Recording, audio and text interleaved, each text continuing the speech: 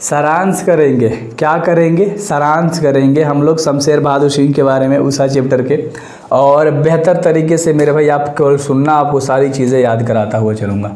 सारांश करेंगे, है ना। चलो, उषा शीर्षक कहानी के रचयिता शमशेर बहादुर सिंह हैं, यानी कि उषा चैप्टर को शमशेर बहादुर सिंह ने लिखा है, रचा है। ठीक है।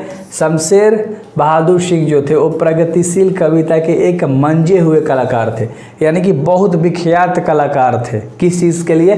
कविता के लिए, मतलब बहुत फेमस, बहुत मंजे हुए, बहुत उद्दम कलर के कलाकार थे। उषा का आगमन, आकाश की आशा तथा चारों ओर व्याप्त सौंदर्य का यथार्थ अंश इस कविता की विशेषता है।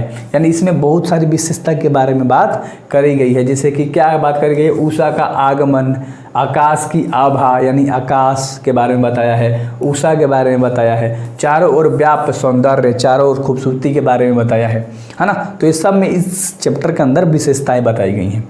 सूर्य के आगमन के पूर्व का समय ही उषा काल कहलाता है, ये भी याद रखना। क्या कह रहा है? सूर्य के आगमन के पूर्व वाला यानी पहले वाला जो समय होता है वो उषा काल कहलाता है, यानी कि सुबह वाला, भोर वाला समय। आकाश एकदम नीला था, वह स्वच्छ भी था, उसकी नीलिमा के मध्य एक उजाला हल्के रूप में झांकता सा दिखाई देने लगा, है ना। चलो, तो ये सारांश है, जैसे मैं बता रहा हूँ वैसा को थोड़ी सी याद कर लेनी है, अपने लैंग्वेज में भी याद रख सकते हो, वैसे हिंदी अर्थ है आप तो सुने हो तो आप बता दोगे अच्छे से। उस प्रातःकालीन वेला का आकाश ऐसा आभासित हो रहा है मानो राख से लिपा हुआ कोई गीला चौका हो। क्या? राख से लिपा हुआ कोई गीला चौकिया हो, उस तरह से आकाश का जो आभा है वो छलक रहा है। ठीक है। चलो आगे देख लेते हैं, थोड़ा सा और बचा है, ज़्यादा नहीं है। मैं ज़्यादा लंबा सारांश और इंग्लिश में समरी नहीं बनाता। फिर धीरे धीरे पूर्ण हल्की नीलिमा झलक उठी, उस क्षण आकाश का स्वरूप एकदम बदल जाता है। उस समय आकाश को देखकर ऐसा प्रतीत होता है कि कोई काली सील यानी कि आकाश लाल केसर से धो दी गई हो।